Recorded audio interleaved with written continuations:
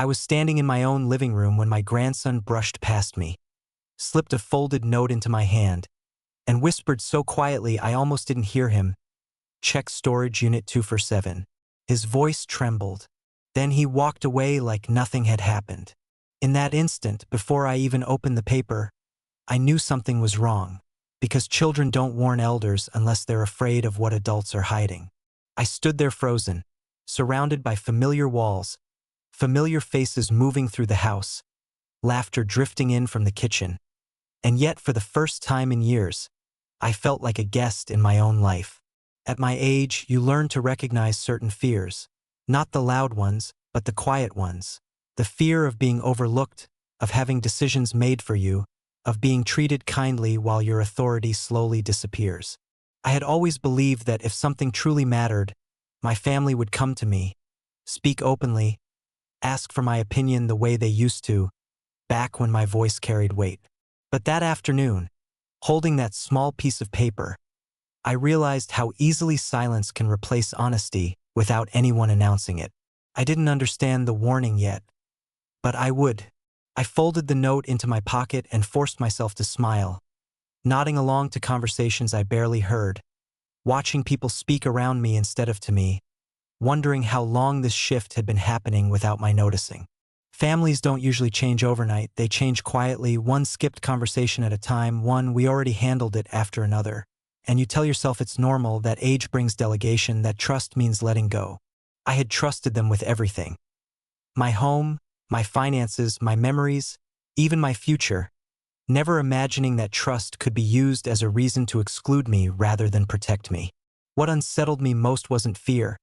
It was confusion. The slow ache of realizing that respect doesn't always disappear with anger. Sometimes it fades behind polite smiles and careful tones. And then my thoughts returned to one troubling question that wouldn't leave me alone. Why would a child feel the need to protect me from my own blood? That night, long after the house went quiet, I sat alone at the kitchen table and unfolded the note again, tracing the numbers with my thumb like they might rearrange themselves into something harmless if I stared long enough. Storage unit. Place meant to store forgotten things. Old furniture. Boxes no one wants to carry anymore. The word itself made my chest tighten, because it carried a thought I didn't want to admit, that perhaps parts of my life had already been packed away without my consent. I tried to convince myself this was nothing, a misunderstanding, a child misreading adult matters, but I couldn't ignore the look in my grandson's eyes earlier. Not playful, not dramatic, but heavy, burdened, as if he'd been holding onto a secret no child should have to carry. Children notice changes adults dismiss. They hear tones, see glances, sense fear behind closed doors, and when they act, it's rarely without reason. As I sat there in the dim light, memories of how my family used to feel crept in. Louder dinners, open disagreements, honest conversations, and the contrast made the present silence feel colder than I wanted to admit. Somewhere along the way, love had become management, and concern had turned into control disguised as care. I realized then that whatever waited behind that storage unit door wasn't just about objects or paperwork. It was about truth that had been deliberately kept from me. And if my grandson was willing to risk trust, peace, and consequences just to warn me, then whatever I was about to discover wasn't meant to protect me at all. It was meant to replace me. The next morning, everything looked exactly the same, and that was what unsettled me most.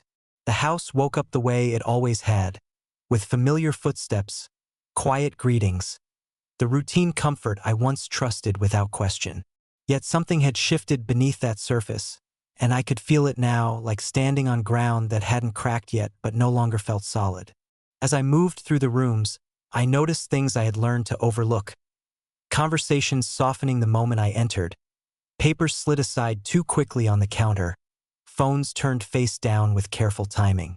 None of it was dramatic enough to accuse, and that was precisely what made it dangerous.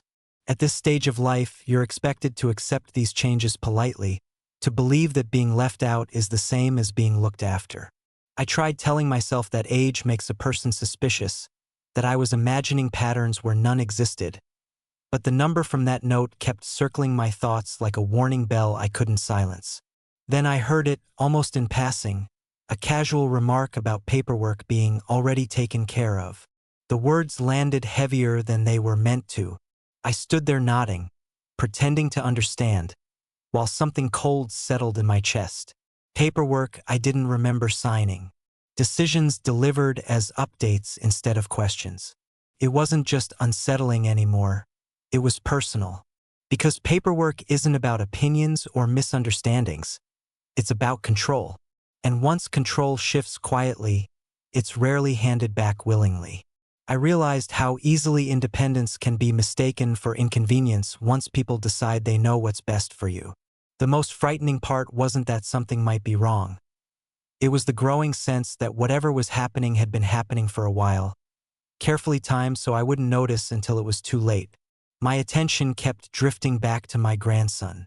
I watched him more closely now, noticing how his eyes tracked certain conversations, how he lingered near doorways, listening with a seriousness that didn't belong to a child his age. There was no drama in him, no excitement. Only concern, restrained and deliberate. That's when it struck me. He wasn't afraid of getting caught. He was afraid of what would happen if I didn't listen. Children don't invent warnings like that. They respond to things adults assume will remain buried.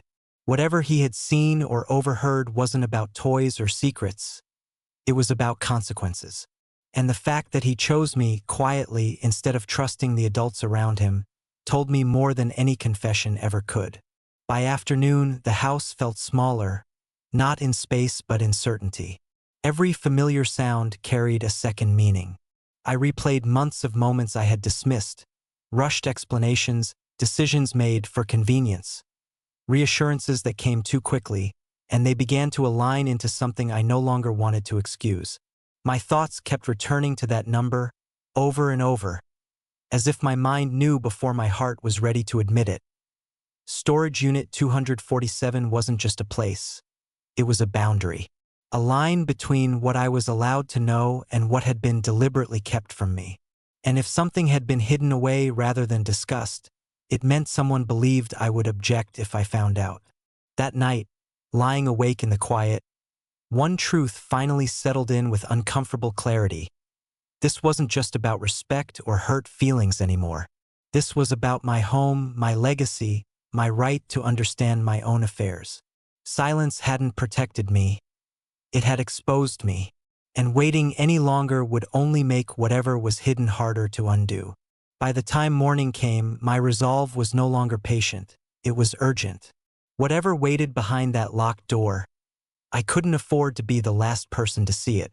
I didn't tell anyone where I was going that morning. I moved through the house quietly, aware that if I hesitated too long, someone might ask questions or worse, decide to come with me.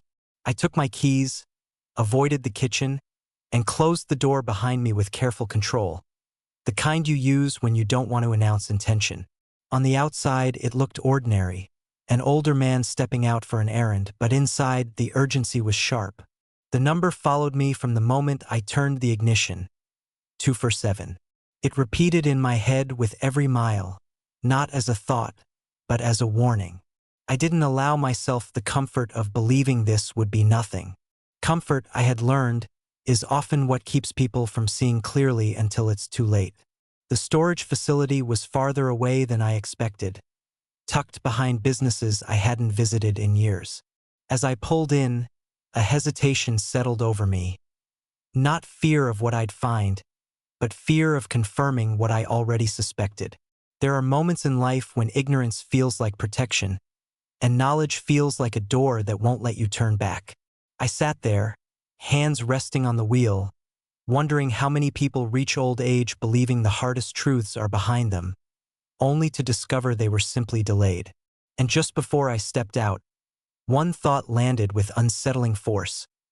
Whatever waited inside wasn't waiting for my permission. It was already shaping my future.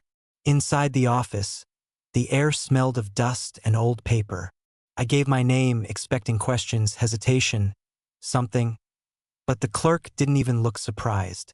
He slid a clipboard toward me, and that's when I saw it. My name. written neatly, already listed. I stood there longer than necessary, staring at it, feeling the weight of what that meant. This wasn't recent. This wasn't accidental. Someone had planned for access. They had just never planned on me using it. That single detail stripped away the last layer of doubt I had been clinging to. The hallway was narrow, lined with identical metal doors. As I walked, the numbers passed slowly. 243, 244, 245, each step tightening something in my chest. When I stopped in front of 247, my hand hovered over the lock, not trembling from age, but from understanding. I thought about documents, about belongings removed quietly, about how easily a life can be reorganized when someone decides you're no longer entitled to manage it yourself. The lock clicked, louder than it should have, and I paused, realizing that once I opened this door, there would be no pretending anymore. The door lifted, and the smell hit first. Cardboard, metal, paper, and something unmistakably familiar. As the light adjusted, shapes became objects, and objects became recognition. Boxes stacked with care. Labels written in handwriting I didn't recognize. And near the back, resting where it didn't belong, a thin folder marked with my full name and a date that hadn't arrived yet. I didn't open it. I didn't need to. That single detail told me this wasn't storage, it was preparation. My chest tightened, not with shock, but with grief. Because organization like this doesn't come from concern. It comes from confidence that the person affected won't interfere. I lowered the door carefully when I left, my movements controlled, my face composed. Panic would only expose me now. As I walked back to my car, one final truth settled in: they still believed I didn't know. And for the first time since my grandson slipped me that note, I felt something shift. Not relief, not safety, but leverage. The kind that comes with consequences, because once you see how far people are willing to go in silence, you understand exactly how dangerous the truth can be. I didn't confront anyone when I got back.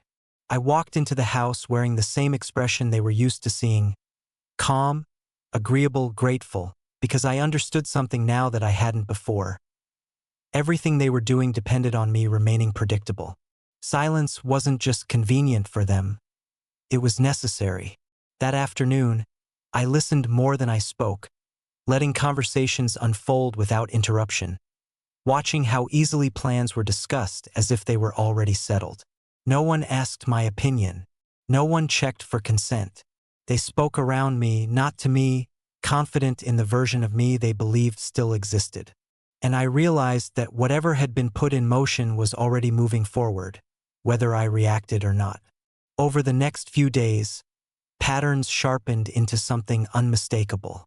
Certain phrases repeated too often to be accidental. Timelines appeared suddenly. Before the end of the month. We don't have much time. This needs to be finalized soon. Urgency was being manufactured, not because something was wrong, but because something was nearing completion. I began writing things down quietly.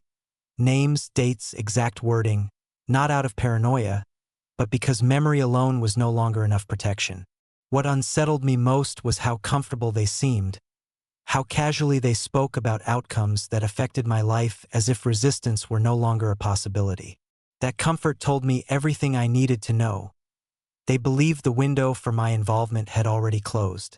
The date from that folder stayed with me, not as a detail but as a countdown. Close enough to feel, close enough to matter. It wasn't some distant future. It was soon enough that waiting carried real risk. I understood then what was truly at stake. Miss that date and decisions would solidify. Authority would quietly transfer. Reversing it wouldn't require arguments, it would require permission. And once your life moves from choice to procedure, getting it back becomes nearly impossible. That realization shifted something inside me.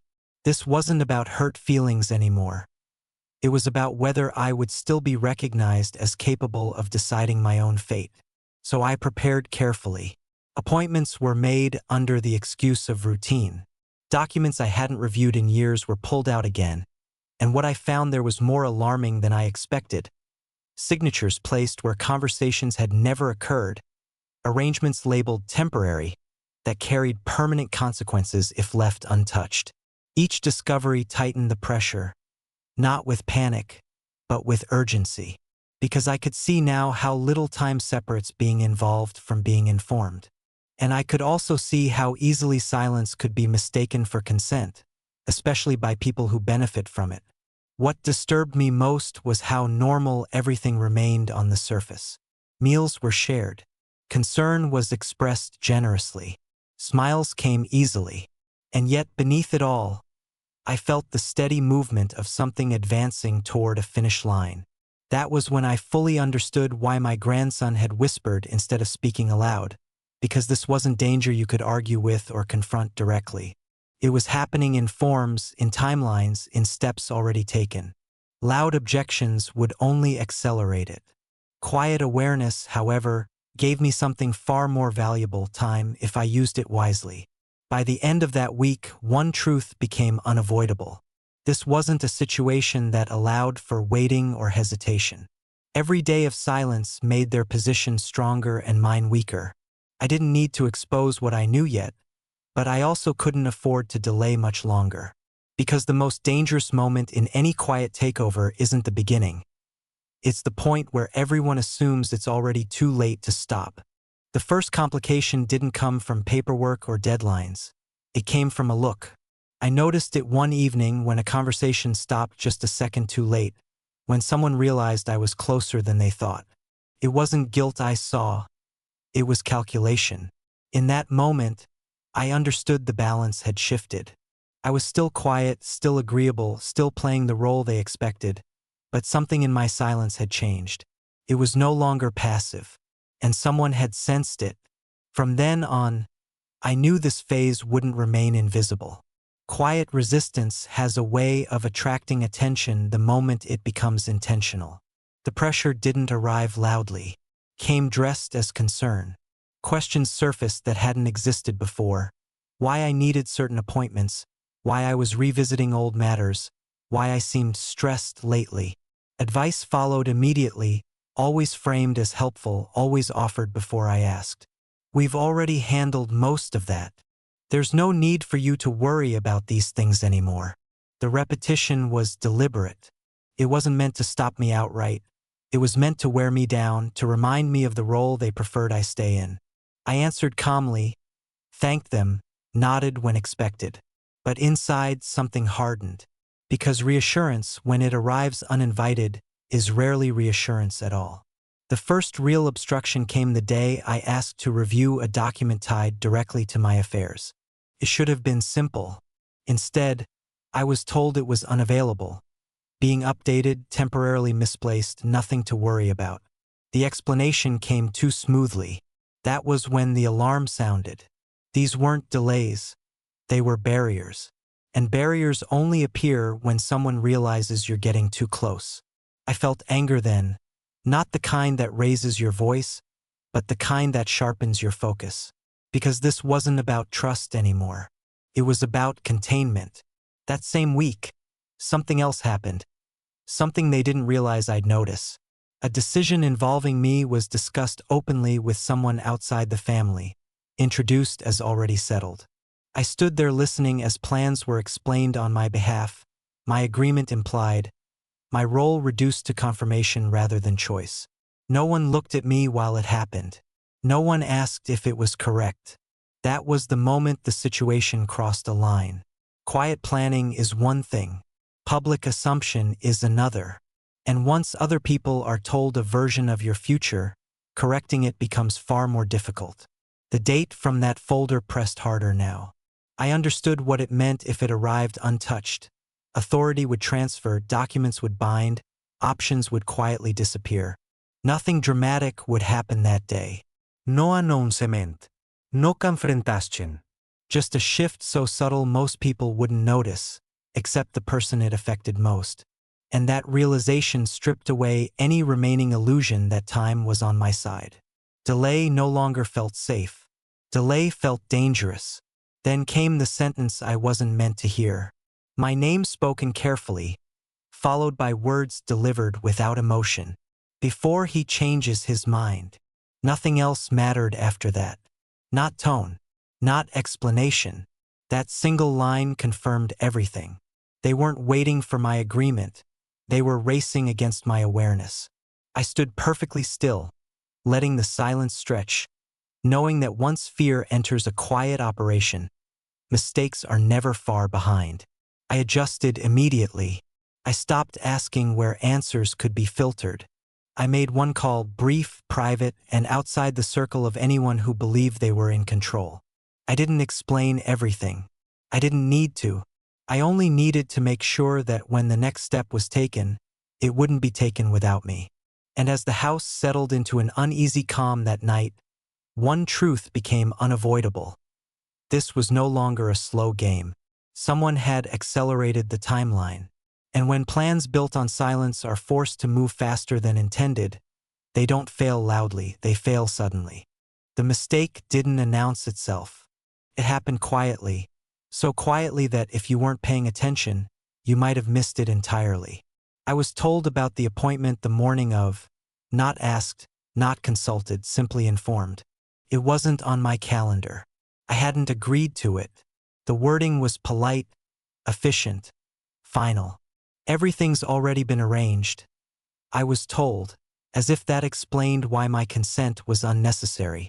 In that moment, something tightened in my chest. Not confusion, violation. Because when decisions about your life are scheduled without you, it means someone believes your role has already changed. At the appointment, I sat across from people who spoke with practiced confidence. They referenced documents I hadn't reviewed, plans I hadn't approved, timelines I hadn't agreed to. No one looked at me directly when they spoke about outcomes. They spoke around me, as if my presence was procedural rather than essential. And then it happened. A name was mentioned, not mine, followed by a role I hadn't assigned. The sentence moved forward before it could be stopped, and embedded within it was the date. The same date, the one from the folder, spoken casually, assumed, accepted. The room didn't erupt. No one reacted.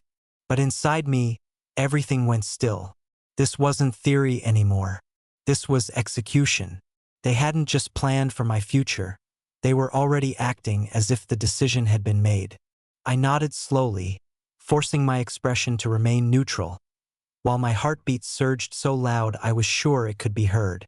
That single sentence told me more than any confession ever could.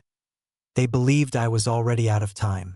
I didn't challenge it then, not because I was uncertain, but because I was suddenly very certain. That date wasn't a suggestion. It was a deadline. If it arrived untouched, authority would shift quietly. Permissions would change. Doors wouldn't slam, they would simply stop opening. And once that happens, objections don't sound like rights anymore. They sound like complaints. That was the trap. Designed to feel reasonable. Designed to feel irreversible. Designed to pass without resistance, as long as I stayed unaware. What followed only confirmed it. In their rush to move things forward, they began slipping. A document was referenced before it should have existed. A justification was offered before I asked a question. Someone spoke confidently about an outcome that hadn't officially occurred yet. Small errors, but errors born of certainty. They believed the finish line was close enough to sprint. And sprinting is where quiet plans unravel. That night, sleep never came. Not from fear, but from clarity. I thought about my grandson then, about how narrowly he'd timed that warning, how easily it could have arrived too late. The window he'd opened for me was already closing, and the people on the other side were moving faster now, trying to seal it shut before I could reach it. Whatever came next wouldn't wait for the right moment or the right words. It would happen because someone had assumed silence meant surrender. By morning, one truth was undeniable. The quiet phase was over. Not because I had spoken, but because they had revealed too much too soon. They believed the outcome was secure, and belief breeds carelessness. The mistake had been made. And once a silent plan exposes itself, even for a second, it stops being controllable. What came next wouldn't be loud. It wouldn't be dramatic. But it would leave marks that no amount of explanation could erase.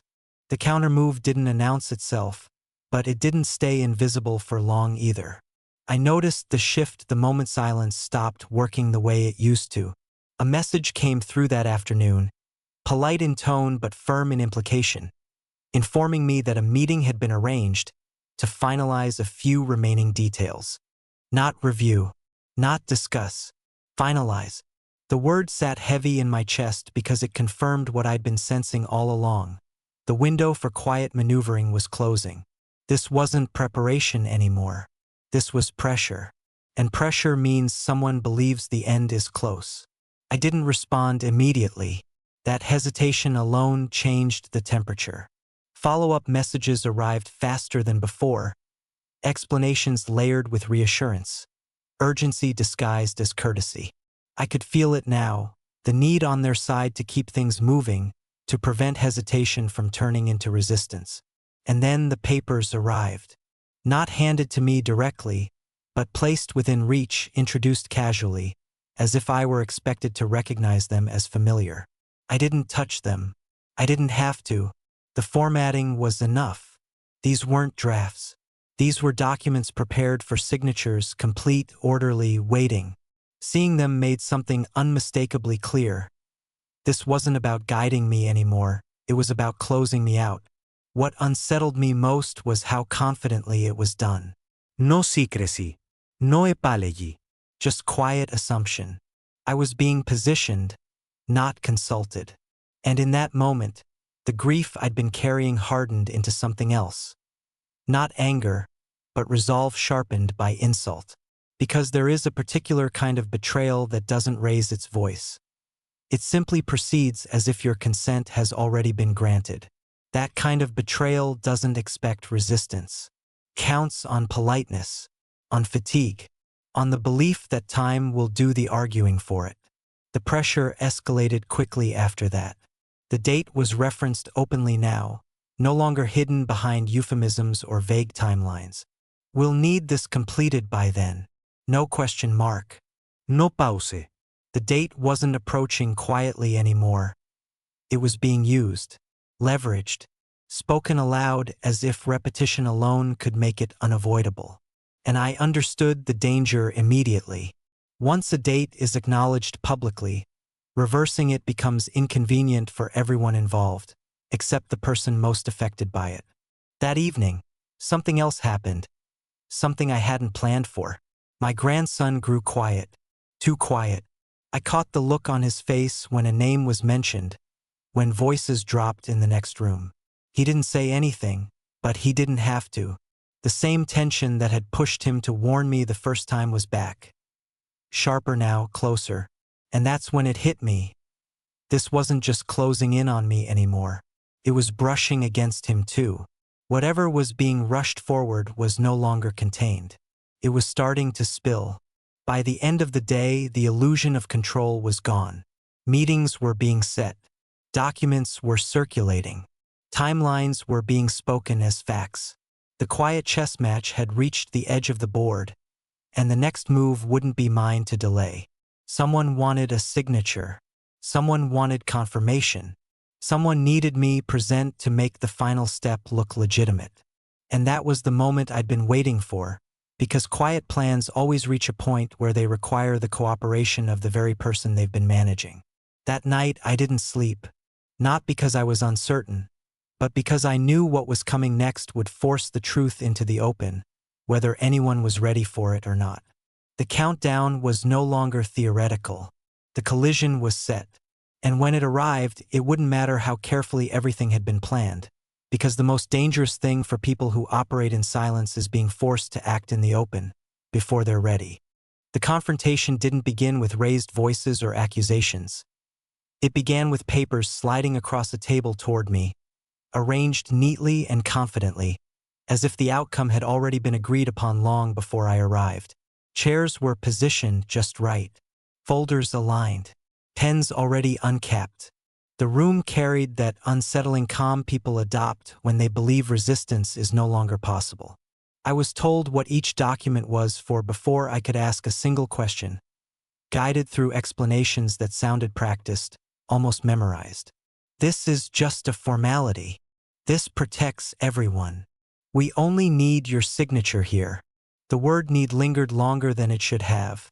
And in that moment, everything I'd suspected finally stood in plain view. This wasn't a discussion.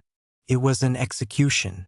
I picked up the first document slowly, not to read it, but to feel the assumption behind it, the quiet certainty that my agreement was inevitable. My name was already printed in bold. Initials were marked where mine were expected to go. Dates were filled in neatly, including the one I knew far too well. Seeing it there, fixed in ink, did something explanation never could. This wasn't care. This wasn't help. This was transfer of authority, of access, of decision-making, all designed to happen with a single motion of my hand. What struck me most wasn't the audacity of it, but the confidence. They weren't asking because they believed there was nothing left to ask. No one spoke for a moment. The silence was deliberate, meant to hurry me without pressure, to let inevitability do the work. I let it stretch. I felt my heartbeat slow instead of race, because clarity has that effect. When truth finally appears without disguise, fear loosens its grip and precision takes over. And precision is dangerous to people who rely on momentum. I set the document back down, untouched, and asked one question. Just one. I asked when I had agreed to any of this. The shift was immediate. Chairs adjusted. I finally met mine. Voices overlapped as explanations arrived too quickly, layered on top of one another before the first could finish. We discussed it. You said you trusted us. This is what we talked about before. The words came fast, defensive, uneven. And that told me everything. They were explaining now. People only explain when assumption has failed. I said nothing else, letting their urgency expose the weakness beneath their confidence. I reminded them calmly, without accusation, without emotion, that trust is not consent, and silence is not agreement. I referenced timelines that weren't supposed to be questioned, dates that weren't supposed to be known. I didn't explain how I knew. I didn't have to. Awareness was enough. I watched it move through the room quietly, draining certainty from faces that had arrived expecting closure. The tone changed, not toward anger, but urgency. Suggestions became appeals. Appeals edged toward pressure. Someone said we were running out of time. Someone else warned that delaying would create complications. And there it was, the truth slipping through again. This had never been about my well-being. It was about keeping a plan intact. What surprised me most was my own steadiness. I wasn't shaking. I wasn't confused. Everything had converged, the note, the storage unit, the folder, the date, the pressure, and instead of collapsing under it, I realized I was standing at the only point where it could still be stopped. Not with confrontation, not with exposure, but with refusal. A quiet one, complete one. I told them I wouldn't be signing anything that day. I didn't justify it. I didn't negotiate. I simply said no. The silence that followed was different from all the others. This one wasn't calculated. It wasn't comfortable. It was the sound of a plan colliding with something solid for the first time. Someone stood, then sat back down. Someone glanced at the papers as if willing them to change.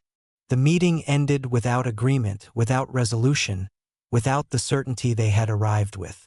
But as I walked out, I felt it. Not relief, but resistance hardening behind me. Refusing to sign hadn't ended the danger. It had exposed it. And people who lose control this close to the finish line don't accept it quietly. They look for another way in. The trap hadn't closed. It had failed. And failure this late in the game doesn't walk away. It retaliates. The backlash didn't arrive all at once. It crept in carefully, wrapped in politeness, spaced out just enough to feel accidental if you weren't paying attention. Calls that used to be returned quickly began to stall. Conversations shortened. Familiar warmth cooled into a courtesy so thin it felt rehearsed. No one said anything openly, but everything had changed. I wasn't being confronted, I was being repositioned, quietly shifted from obstacle to concern. That's how retaliation begins when it wants to look reasonable, not with accusation but with isolation. The narrative followed soon after, and it didn't come directly to me. It never does. I heard it secondhand, passed along with lowered voices and sympathetic tones. I was confused. I was under a lot of stress.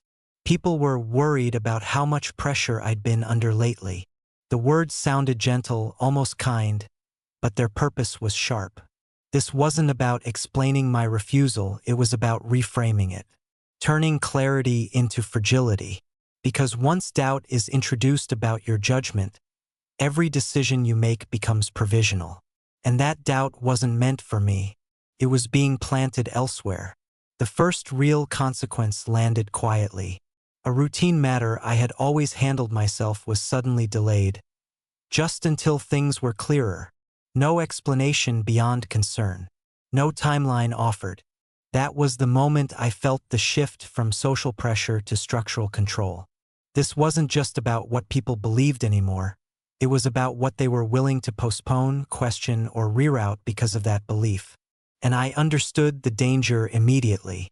Once hesitation is justified as protection, authority can be suspended indefinitely. The pressure intensified after that. Messages arrived framed as help but timed like warnings. I was reminded how complicated things could become if matters stayed unresolved. How delays affected everyone involved. How cooperation would restore calm. Each conversation carried the same quiet implication. Peace was available, but only if I stopped resisting. And still I said nothing, because reacting would only feed the version of me they were carefully circulating, the one who couldn't be trusted with his own decisions anymore. What cut deepest wasn't the strategy itself, it was who enabled it. People I had trusted for years repeated concerns they hadn't verified, echoed doubts they hadn't witnessed. Not out of cruelty but convenience. It was easier to align with the explanation already forming than to question it. That's the most effective kind of pressure, the kind that doesn't require villains, only silence and comfort. I could feel relationships shifting around me, not because I'd done something wrong, but because I'd refused to make things easy. Then came the meeting. Not demanded, suggested. Framed as an opportunity to clear the air and get everyone on the same page. The tone was softer than before, almost reassuring, but the timing told the truth. This wasn't about resolution. It was about documentation, about witnesses, about placing my hesitation into a room where it could be interpreted, managed, and recorded. Attend, and I would be pressured publicly. Decline, and it would be used as confirmation of everything they were already implying. Either way, the margin was narrowing. That evening, I noticed my grandson watching me again, the same way he had before. Quiet, alert, listening more than speaking. Someone had asked him a question they shouldn't have. I didn't know what was said, but I could see the effect. And that's when the weight of it fully settled in. This wasn't just about my dignity anymore. The narrative was expanding, touching places it had no right to reach. By the end of that week, one truth was impossible to ignore. They weren't waiting for me to give in. They were waiting for others to decide for me. The plan had changed shape again, no longer focused on documents or dates, but on perception and patience, wearing me down, isolating me, making resistance look unreasonable. And as I sat with that realization, I understood what the next moment would decide. Not whether I was right, but whether silence would once again be used to erase my authority, or finally expose the cost of trying. The end didn't come with shouting or dramatic revelations. It came the moment they pushed too far and forced everything into the open. The meeting they had been carefully arranging finally happened, not the way they intended, but in front of people who were never meant to hear the story yet. Papers were presented again, concerns repeated, the familiar language returned. Stress, confusion, protection. But this time it didn't land the way it had before. Because I wasn't alone, and I wasn't silent. I didn't argue. I didn't accuse. I asked for clarity. I asked for dates. I asked for explanations that matched the documents already prepared.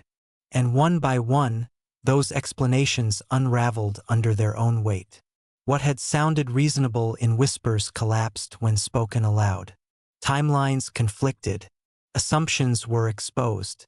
Someone contradicted themselves, trying to smooth things over too quickly. The room grew quiet in a way I hadn't heard before. Not calculated silence, but recognition. That was when authority shifted, not by force but by default. Questions were redirected away from me and toward the people who had been speaking for me. Requests for justification replaced reassurance. The concern that once surrounded me moved, slowly, unmistakably, to the other side of the table. What had been framed as care was now visible for what it was: control that had overstepped. Someone suggested pausing everything until matters were reviewed properly. Someone else asked why decisions had been made without explicit consent. Momentum vanished in minutes, undone not by confrontation, but by daylight. The story they had built couldn't survive scrutiny. The idea that I was confused dissolved the moment I spoke calmly, consistently, and with full awareness of every detail they thought I didn't know. Delays that had been used to limit me were reversed. Decisions hovering over my life were pulled back. Processes were halted. No one apologized, not directly, but apologies weren't necessary. The balance corrected itself.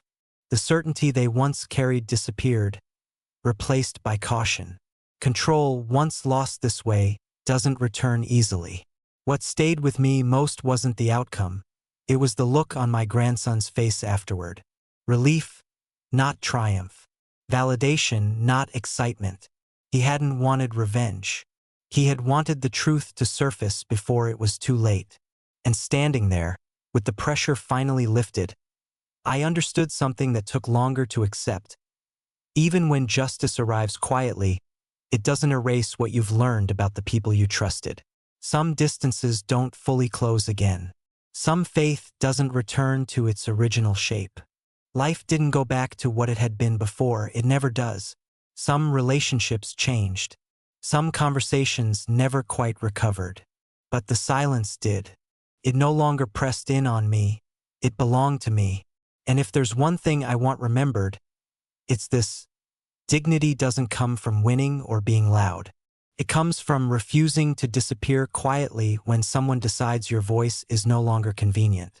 Justice didn't arrive as punishment. It arrived as correction. And sometimes that's the only kind that lasts.